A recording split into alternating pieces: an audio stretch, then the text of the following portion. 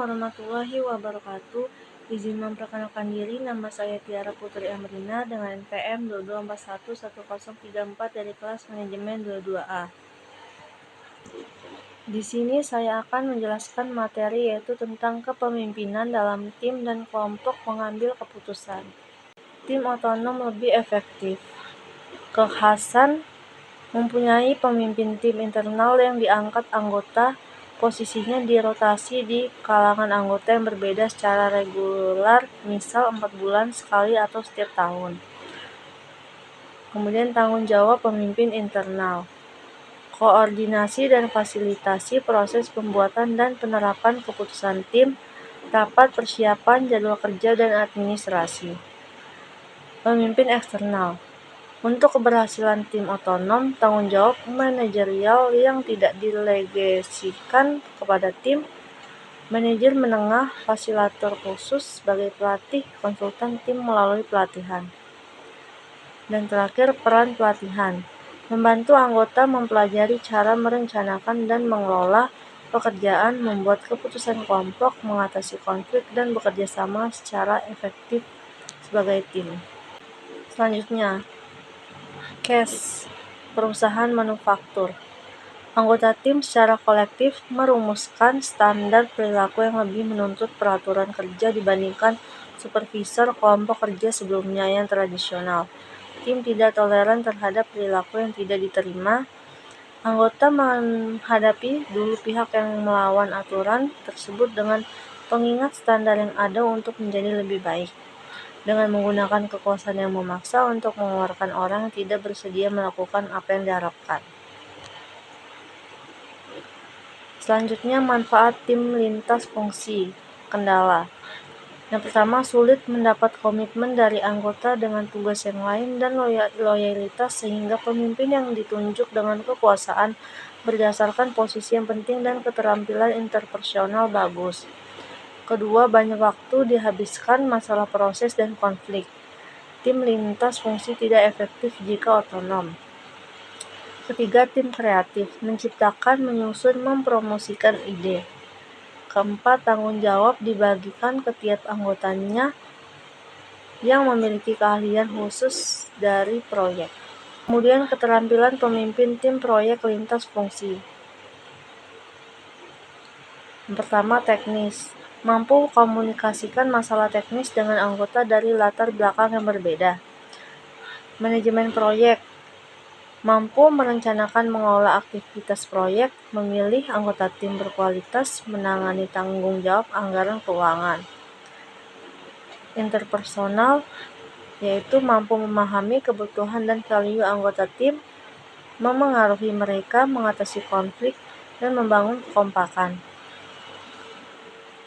Kognisi, mampu memecahkan masalah rumit yang menuntut kreativitas dan pemikiran sistematis, serta memahami fungsi yang berbeda sebagai relevansi keberhasilan proyek. Dan terakhir, politis, mampu mengembangkan koalisi dan mendapat sumber daya bantuan persetujuan manajemen puncak dan pihak lain. Prosedur pembelajaran tim. Yang pertama, belajar dari pengalaman, rapat tinjauan oleh pemimpin tim atau fasilitator, dan tinjauan pasca aktivitas, keputusan tugas dan proses kerja, membangun kepercayaan dan kerjasama antar anggota. Faktor penentu dalam kelompok keputusan. Yang pertama, ukuran kelompok yang besar punya informasi yang lebih banyak. Kedua, perbedaan status yang besar dapat menghalangi pertukaran informasi dan evaluasi ide yang akurat. Pegawai rendah segan tidak setuju, ide opini anggota lebih tinggi lebih diuntungkan. Kemudian kekompakan. Jumlah rasa saling mengasihi antar anggota, kohesif, merupakan nilai sikap serupa dan cepat setuju. Keberagaman antar anggota mungkin menjadi tidak kompak, namun punya semangat pengetahuan dan pengalaman berbeda menjadi pemecah masalah mencapai tujuan bersama. Kematangan emosi untuk membangun percaya. Lingkungan fisik, maksudnya iklim formalitas seperti meja lingkaran untuk komunikasi terbuka. Dan terakhir, teknologi komunikasi untuk kelompok virtual. Selanjutnya ada prosedur memimpin rapat. Kepemimpinan yang tepat dapat memfasilitasi proses pengambilan keputusan yang efektif untuk menghindari masalah proses atau hambatan utama pemecah masalah yang memiliki informasi luas dan ide yang relevan yang didistribusikan secara luas antar anggota. Pemimpin memastikan agar kelompok menggunakan proses keputusan sistematis atau pengendalian proses, tetapi tidak mendominasi diskusi atau pengendalian isi. Tidak efektif jika pemimpin pasif atau mendominasi. Kemudian perhatian pada tugas, pentingnya menyeimbangkan masalah dan hubungan dalam rapat, perilaku pemeliharaan kelompok dalam membangun kerjasama tim, mencegah sikap apatis, konflik interpersonal, butuh penetapan standar dan analisis proses.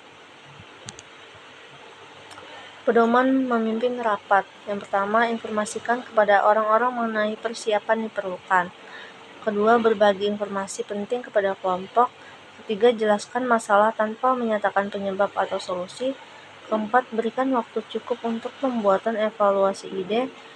Rencana rapat untuk mendiagnosa masalah dan konsekuensi dari tiap alternatif.